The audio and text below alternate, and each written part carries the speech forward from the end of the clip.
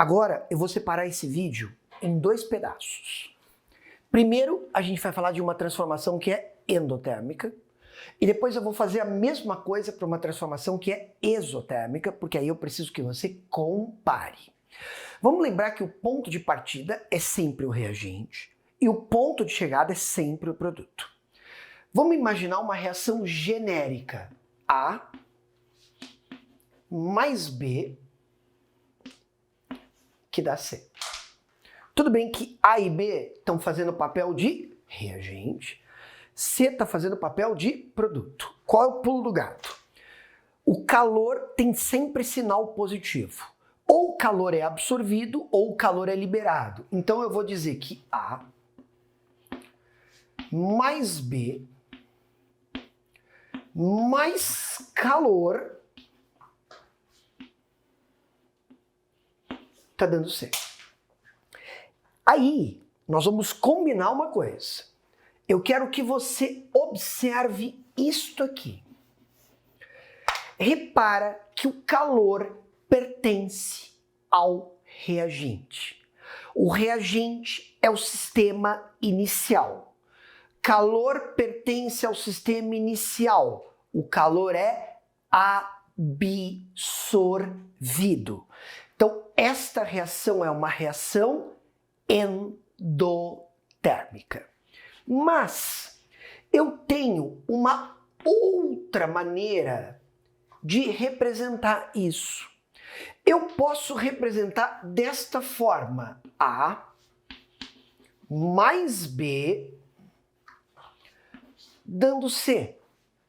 Mas agora eu vou dizer que a variação de entalpia ela é positiva. O que eu não posso deixar você esquecer? Esse ΔH é final menos inicial. Então é HP menos HR. E isso é maior do que zero. Estamos de acordo? Agora eu vou pegar esse mocinho, vou jogar para esse lado, e isso vai ficar assim. HP maior que HR. Então eu quero que você preste muita atenção no que eu vou falar. Sempre, sempre, sempre, sempre, sempre que eu tenho uma transformação. Não importa se ela é física ou se ela é química. Quando o conteúdo de entalpia final é maior do que o conteúdo de entalpia inicial, essa transformação é classificada como sendo endotérmica. Aí eu quero que você preste muita atenção em mim. Quando você estiver na prova, uma das coisas que você mais vai ser cobrado é de um gráfico de entalpia. Agora, eu quero que você preste muita atenção no que eu vou falar. Esse gráfico ele vai aparecer em termoquímica e ele vai aparecer em cinética química quando a gente for estudar velocidade. Então, estou dando um spoiler aqui. Mas hoje, o meu gráfico vai mostrar duas situações, a inicial e a final. Então, o meu gráfico é assim, ó, plano cartesiano.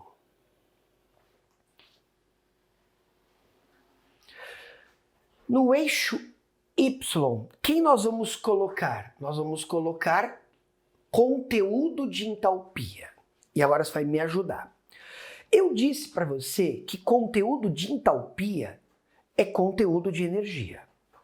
Quais são as unidades de energia que a gente mais vai usar aqui? Caloria e joule. Só que como caloria é muito pequeno e joule também é muito pequeno, a química prefere usar quilocaloria e quilojoule. Quilojoule é uma unidade mais comum, mas também é muito comum que apareça quilocaloria. Então nós vamos combinar assim. Se o vestibular der os valores em quilocaloria, fica quilocaloria. Se os vestibulares derem os valores em quilojoule, fica quilojoule. Combinado? Aqui eu vou colocar uma simbologia que pelo menos aqui você ainda não viu. Está vendo que eu estou chamando de CR? Como é a primeira vez que nós vamos fazer isso, eu vou te dar um nome para isso. Eu vou chamar de caminho. Alguns livros falam coordenada, caminho da reação. Chamar de caminho da reação ou chamar de coordenada para nós é rigorosamente a mesma coisa. Combinado? Olho para mim. O que eu preciso colocar no gráfico? Duas situações, a inicial e a final. A inicial, A mais B. A final, C. Agora eu quero que você preste muita atenção no que eu vou te mostrar. Estamos de acordo que no gráfico o conteúdo de entalpia do produto é maior do que o conteúdo de entalpia do reagente? Então o produto tem que estar acima do reagente. Vamos fazer colorido para chamar a sua atenção. A flechinha sempre vai apontar para a situação final. E esta flechinha, ela é o ΔH. O que o ΔH faz? Ele vai dizer para mim se o fenômeno absorve ou se o fenômeno libera. Como neste caso o ΔH é positivo, o fenômeno absorve calor. E aí eu gostaria que você entendesse que a química chama este ΔH de calor de reação. Calor de reação, calor que está sendo absorvido. Eu vou pedir para você 10 segundos, eu vou parar, eu vou apagar tudo, porque eu vou pegar uma reação química ou um fenômeno físico e vou usar como exemplo, beleza? E aí depois eu vou fazer a mesma coisa para fenômeno que é endotérmico. Maravilha? Então me dá um minutinho. Olha aqui. Água líquida, água gás. Como é que chama essa mudança de estado? Ela chama vaporização. A vaporização, eu contei para você, é um fenômeno endotérmico. Lembra? Eu saio de um estado que tem entalpia menor, vou para um que tem entalpia maior. Lembra? O sólido é o que tem menos energia, o gás é o que tem mais energia, o líquido é o intermediário. Como é uma mudança de estado, é fácil você lembrar que ela é endotérmica, mas eu vou te dar uma ajuda. Eu poderia fazer assim, dá uma olhada, ó, água líquida mais 44 quilojoules, água no estado gasoso. O que eu queria que você percebesse? Não, eu não quero que você decore esse valor. Mas eu quero que você perceba, o calor tem que sinal positivo.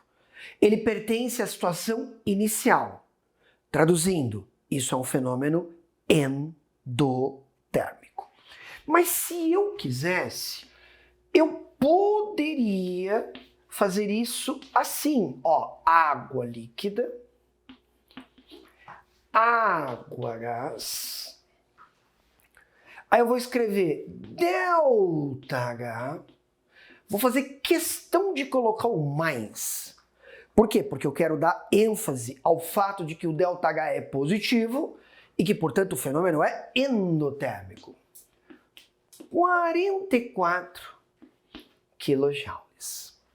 Agora, eu quero que você preste atenção em uma coisa que eu vou te contar e que é muito cobrado nos vestibulares. Termoquímica parece muito com cálculo estequiométrico. Então, é muito frequente que você tenha que fazer conta. Então, interpretar a unidade é muito importante.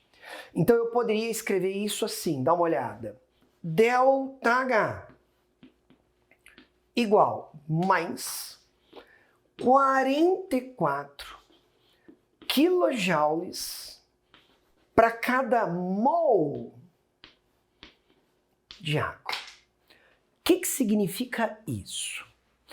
Que cada mol de água líquida que evapora absorve 44 quilojoules de energia. Então, para eu vaporizar uma massa de água maior, essa massa de água vai precisar de mais energia. Então, é muito comum que eu relacione energia à quantidade de matéria. E uma coisa que eu queria que você percebesse. Vamos imaginar aquele gráfico que a gente combinou. Aqui eu vou colocar o CR, que é o caminho da reação. Aqui eu vou colocar o conteúdo de entalpia, que nesse caso está expresso em que unidade? Quilojoule, quilojoule por mol. Como nós combinamos, olha só, aqui é água. E como nós combinamos, aqui também é água. Estamos de acordo que nos dois patamares eu tenho a mesma substância? Olha que legal, é a mesma substância, mas não é a mesma entalpia. E por que a entalpia não é a mesma? Por causa do estado físico. Aqui é líquido e aqui é gás. E esse pedaço que nós combinamos que a flechinha sempre aponta para a situação final, este pedaço é o ΔH. Presta atenção no safá. Quanto vale a entalpia da água líquida? Hoje, agora, você não sabe. Quanto vale a entalpia da água no estado gasoso? Hoje, agora, você não sabe. Mas o que você sabe é que a diferença entre a água líquida e a água no estado gasoso é de 44 quilojoules. E a situação final tem 44 quilojoules a mais de energia, ou a situação inicial tem 44 quilojoules a menos de energia. Então, quando eu olho esse gráfico, o que eu identifico na hora é que o fenômeno é endotérmico. Beleza? Eu vou apagar aqui, agora eu vou fazer a mesma coisa para uma transformação que é exo, porque eu preciso que você entenda. Me dá um minutinho. Vamos continuar. A gente falou em transformações que são endo. Vamos retomar. Ponto de partida, reagente. Ponto de chegada, produto. Então, aqui eu vou dizer que A mais B, dá uma olhada, forma C, mas o calor pertence ao produto. Eu vou insistir numa coisa, porque é muito importante para você. Você está vendo que o calor tem sinal positivo? Quando o calor pertence ao sistema inicial, a transformação é endotérmica. Quando o calor pertence ao sistema final, a transformação é exotérmica. Mas, se eu quisesse, e isso é importante para você, A mais B dá C. E agora eu digo que o ΔH é negativo. Vamos lembrar que esse ΔH, a gente já falou, é o conteúdo de entalpia final menos o conteúdo de entalpia inicial, ou, como nós preferimos em química, conteúdo de entalpia dos produtos menos conteúdo de entalpia dos reagentes. Entalpia do produto menor que entalpia do reagente. E aqui a mesma coisa. Vamos fazer um gráfico de entalpia. Qual é a finalidade em termoquímica desses gráficos? Em primeiro lugar, você identificar se o fenômeno é endo ou se ele é exo. Vamos de novo? Eu preciso colocar no gráfico duas situações, a inicial e a final. No eixo Y, eu sempre vou colocar o conteúdo de entalpia. O que eu disse para você? Conteúdo de entalpia, conteúdo de energia. Em química, ou é quilocaloria ou é quilojoule. O examinador me dá a unidade, eu uso aquela que ele me oferece. Aqui eu vou colocar o caminho da reação. Lembra? Coordenada da reação. Ou caminho da reação. É muito comum que o examinador nem escreva se é coordenado ou é caminho, ele coloque apenas CR. Eu fiz questão de, no primeiro gráfico, escrever caminho e agora escrever coordenada para você perceber que é sinônimo. Caminho, coordenada, para nós é a mesma coisa. Aqui eu preciso colocar um patamar e aqui eu tenho que colocar um outro patamar. Aqui eu vou colocar A mais B e aqui eu vou colocar o C. O que você percebe? Que o conteúdo de entalpia final é menor que o conteúdo de entalpia inicial. E isso é o ΔH. Esse ΔH, ele continua tendo o mesmo nome. Esse ΔH, a química gosta de chamar de calor de reação. A única diferença é que, quando a reação é endo, o calor é chamado absorvido, e agora que a reação é exo, o calor é chamado liberado. Então, antes de eu te dar um exemplo, olha o pulo do gato. Quando o produto estiver acima do reagente, a reação é endo. Quando o produto estiver abaixo do reagente, a reação é exo. Beleza? Eu vou apagar aqui, vou escolher uma reação química para a gente interpretar e vou repetir aquela ideia da estequiometria para você. Vamos lá. Agora eu escolhi uma reação química. Vamos lembrar que essa substância é super importante. Ela se chama amônia. Essa reação química é a síntese da amônia. Então é a reação em que a amônia está sendo fabricada. N2 mais 3H2 2NH3. Eu não estou colocando os estados físicos, mas você entendeu? Ó, aqui é gás e aqui é gás. Aí eu vou escrever mais 92 kJ. Preciso de você. O calor pertence ao produto. O calor tem sinal positivo. O calor está sendo liberado.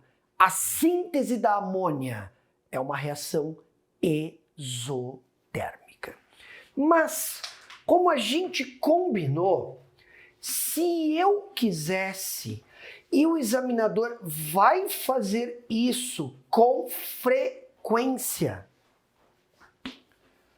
eu poderia escrever essa reação e representar de uma outra maneira através do ΔH. Mas para eu colocar agora ΔH, está vendo que apareceu o sinal? Menos 92 kJ. Beleza? Agora, eu quero uma gentileza sua. Eu quero que você preste muita atenção no que eu vou falar. Essa reação ela tem um nome, é a síntese da amônia. Beleza? Você concorda comigo que nesta reação nós estamos produzindo 2 mols de amônia? Então, olha a continha que o Sassá vai fazer para você. 2 mol de NH3 liberam calor liberado, 92 quilojoules. Se eu colocar 1 mol de amônia, vai liberar um X. Isso é 46 quilojoules. Então, se eu quisesse, e isso é frequente, eu poderia escrever ΔH menos 46 quilojoules, mas agora eu sou obrigado a colocar por mol de NH3. Sassá, estou na prova. O examinador me mandou calcular o ΔH. Eu estou na dúvida. Que resposta eu vou colocar? Eu vou dizer que o ΔH é menos 92 ou eu vou dizer que o ΔH é menos 46 para cada mol de amônia? Se o examinador só te mandar calcular o ΔH, as 2 respostas são corretas. Só que às vezes ele fala, calcule a variação de entalpia por mol de amônia. Então quando ele falar por mol, tem que ser para 1 mol. Você está vendo que eu fiz questão de grifar aqui o 2? É justamente por isso que eu tive que dividir por 2. E aqui vale o mesmo comentário. Estou na prova. Caminho da reação. Entalpia. Beleza? Preciso representar no gráfico. O que nós acabamos de combinar? Sempre, sempre, sempre, sempre, sempre. Que o fenômeno é exotérmico, a situação final ela está abaixo da situação inicial. Sempre. Eu vou pedir uma gentileza para você e eu vou repetir isso daqui para frente várias vezes. O ΔH de uma reação química, ele vai falar 2 coisas importantes para nós. Se o fenômeno é endo, se o fenômeno é exo. E quanto de calor está envolvido. Quanto de calor é absorvido e quanto de calor é liberado. Observe que nos 2 gráficos que eu fiz, eu sempre comparei a situação inicial e a final. Só.